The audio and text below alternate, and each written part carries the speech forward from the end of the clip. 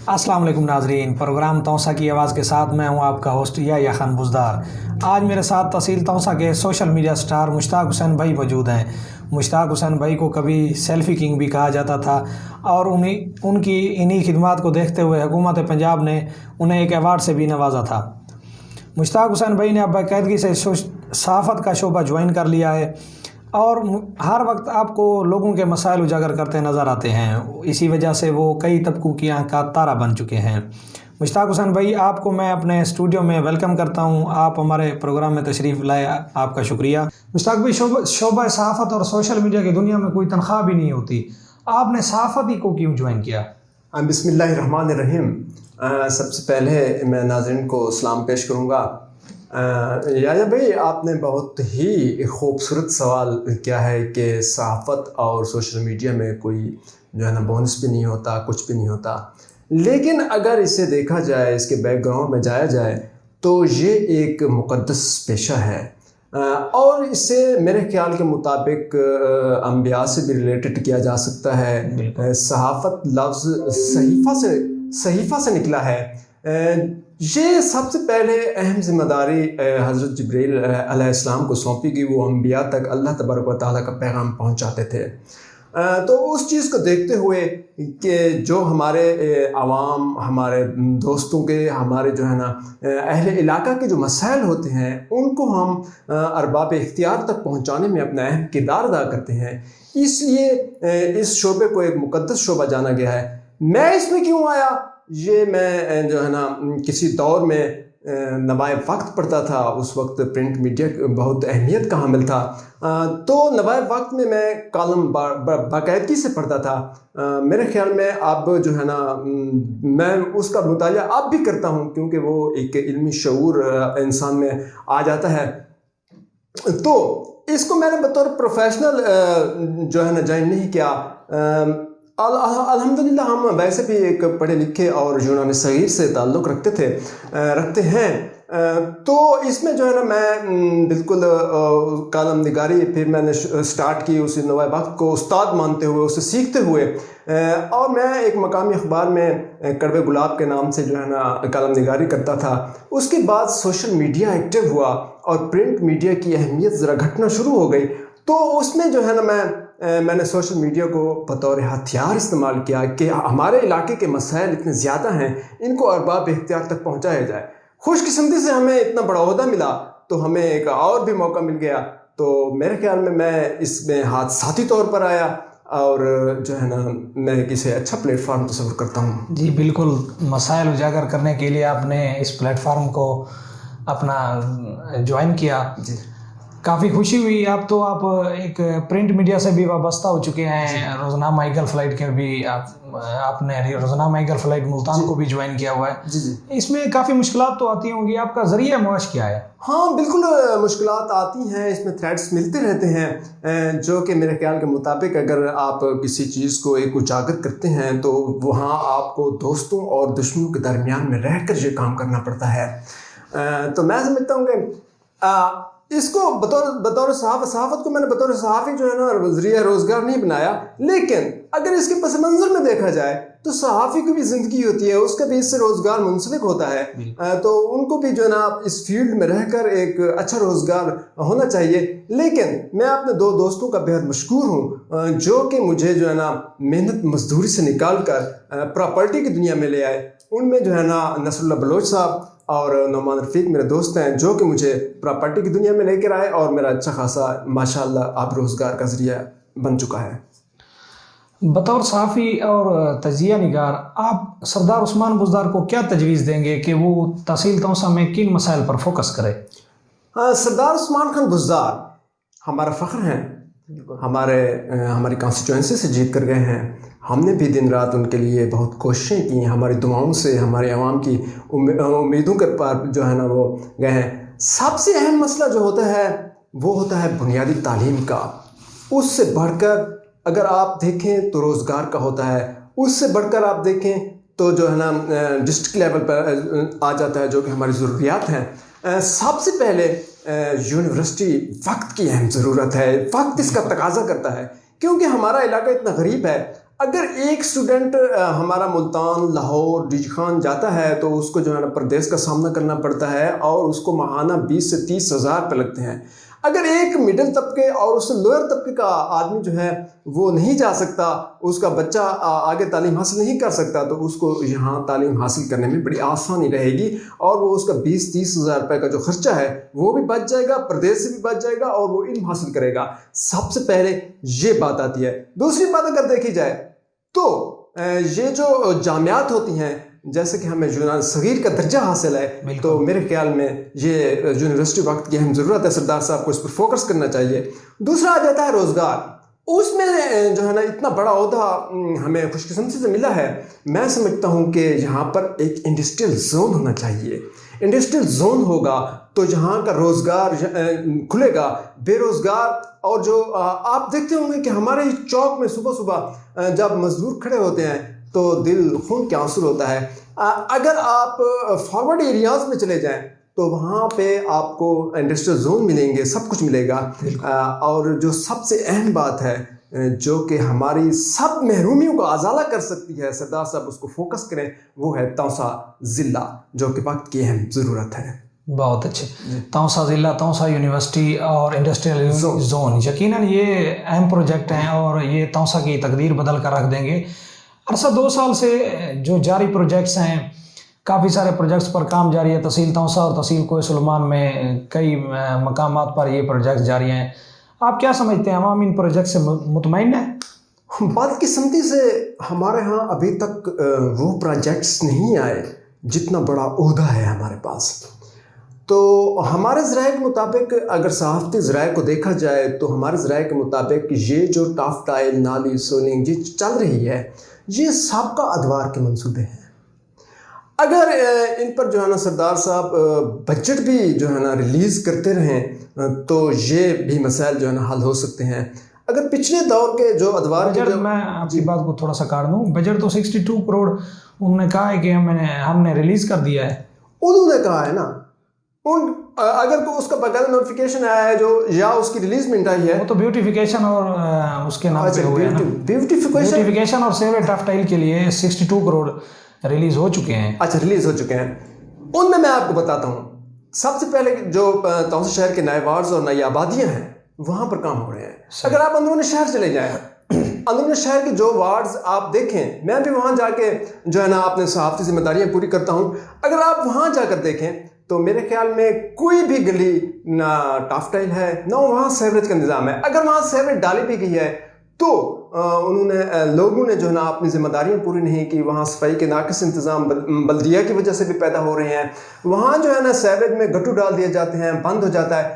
آج بھی شاہ بھائی آپ جا کر دیکھیں کہ وہاں پہ آپ کو ہر گلی میں جوہر نظر آئیں گے، وہاں پر عوام کی کیا مشکلات ہیں یہ آپ کو اندرون شہر پتہ چلے گا۔ تو اس میں جو ہے نا سردار صاحب کو بخوبی علم ہے، اس کو جو اس پر جو ہے نا فنڈنگ ریلیز کرنی چاہیے تاکہ ہمارے شہر کے یہ ایک میرے خیال ناظم کے لیول کے کام ہے، اس پر زیادہ فوکس کرنا چاہیے، اس کو زیادہ سے زیادہ وہ دینا چاہیے اور عوام بھی اپنی ذمہ داری پوری کریں کہ یہ ان کے استعمال کی جو چیزیں ہوتی ہیں ان کو اگر وہ صحیح طریقے سے استعمال کریں گے تو ان کے لیے بھی مسائل پیدا نہیں ہوں گے۔ وزیر اعلیٰ پنجاب سردار عثمان بزدار، MNA خواجہ شیراز محمود اور MPA خواجہ داؤد سلیمانی کے درمیان کافی عرصہ سے اختلافات پیدا ہو چکے ہیں۔ آپ کیا سمجھتے ہیں، کیا ان کو تحصیل توسا کے مفاد کے لیے متحد ہو جانا چاہیے؟ اس بارے آپ کی کیا رائے ہے؟ بالکل، خواجہ شیراز صاحب MNA، اس کا اگر پچھلا 13 سالہ ریکارڈ دیکھا جائے تو تحصیل توسا کے جو پینل ان کے ساتھ کام کرتے رہے ہیں، اس میں جو ہے نا سردار فتح محمد خان بزدار صاحب تھے اور سردار میر بادشاہ خان کیسرانی صاحب تھے، اس وقت کا پینل تھا۔ تو اس وقت کے پینل نے جو کام کیے ہیں تحصیل توسا کو محرومی کے سوا کچھ بھی نہیں ملا۔ اگر اس کو اس تناظر سے ہٹ کر دیکھا جائے تو آج بھی پینل وہی کا وہی کھڑا ہے۔ آج اگر سردار فتح محمد خان بزدار نہیں ہیں تو ان کے صاحبزادے جناب سردار عثمان خان بزدار صاحب اس وقت جو ہمارے MPA بھی ہیں اور وزیر اعلیٰ پنجاب بھی ہیں۔ سردار صاحب ان کے پینل میں جو سات دوستوں نے یا حضرت خواجہ داؤد صاحب نے ایک دوسرے کے لیے جتنا تعاون کیا، جتنی اپنی محنت سے پاکستان تحریک انصاف کے پلیٹ فارم سے الیکشن لڑ کر آئے ہیں، تو ان سب کو چاہیے تھا کہ آپ جو ہے نا ایک ہو جاتے. اور آپ نے دیکھا ہوگا جب کہ وزیر اعظم سابق وزیر اعظم یوسف رضا گیلانی صاحب نے اپنے ثوابدینی فنڈز ملتان میں کتنے لگائے، ملتان کو ایک صف اول کے شہر میں لا کر کھڑا کر دیا. تو وہاں پر اس کے جو ایم پی ایز تھے تو وہ بھی ان کے ساتھ تھے. اگر اس تناظر میں دیکھا جائے تو سردار صاحب کے پاس جتنا بڑا عہدہ آ چکا ہے تو اس کو ہر قسم کی جو ہے نا یہ خلشیں دور کر کے ان سب کو اپنے مقامی سیاستدانوں کو پر فوکس کرنا چاہیے تھا، نہ کہ وہ بیوروکریسی پہ فوکس کرتے. اس میں جو ہے نا اس کو دل بڑا کرنا چاہیے تھا. اگر خواجہ شیراز صاحب، اگر خواجہ داؤد صاحب ناراض بھی ہو گئے ہیں تو سردار صاحب اپنے دامن پھیلا دیتے اور ان کو جو ہے نا واپس اپنے ہی گروہ میں، اپنے ہی جتھے میں لے کر آتے، تاکہ اگر یہ سب مل جل کر کام کریں گے، سب مل جل کر جب یہ کام کریں گے تو یہ عوام کی نمائندگی بخوبی طریقے سے کریں گے. یہ اوپر وزیر اعظم پاکستان تک بھی یہ پہنچا سکتے تھے کہ ہمارے علاقے کی فلاں محرومیاں ہیں، ان کو دور کرنے میں جو ہے نا ہم ایک ہو گئے ہیں اور ہمیں یہ ایک ہونا چاہیے. اگر یہ ایک نہیں ہوں گے تو میرے خیال میں جاجا بھائی نہ انڈسٹریل زون مل سکتا ہے، نہ ہمیں یونیورسٹی مل سکتی ہے، نہ توسع ضلع مل سکتا ہے.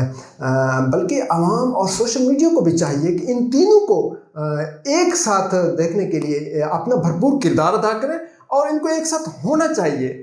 میں سمجھتا ہوں کہ اس وقت سب سے زیادہ فرض جو ہے سردار عثمان خان بزدار کا ہے، وہ کھلے دل سے انہیں قبول کریں، ان کی ناراضگیاں ختم کریں، اور جو بیچ میں سہولت کار آتے تھے، جو ان کے درمیان اختلافات کی وجہ بن رہے تھے، ان کو سب سے پہلے جو ہے نا ایک سائڈ پر کر دیا جائے تاکہ ہماری تحصیل ترقی کر سکے.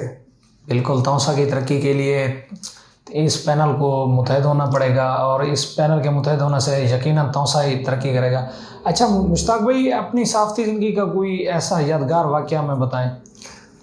بھائی میری صحافتی زندگی اتنی صاف ستھری رہی ہے کہ دوستوں اور عوام کے درمیان مجھے ایک محبت ملی ہے. بالکل. تو مجھے کوئی ایسا واقعہ پیش نہیں آیا جہاں پر مجھے مزاحمت کا سامنا کرنا پڑے. تو میں ایک چھوٹا سا واقعہ آپ کو بتاتا ہوں کہ مجھے اس وقت رونا آ گیا جب میں بستی گھالی میں گیا. ایک پھیپھڑوں کا مریض، وہ آپ لوگوں نے سوشل میڈیا پر بھی اسے اجاگر کیا، غلام عباس. تو اس کے بعد میں وہاں ایک بار پھر بھی گیا. وہ شخص میرے آگے رونے لگا.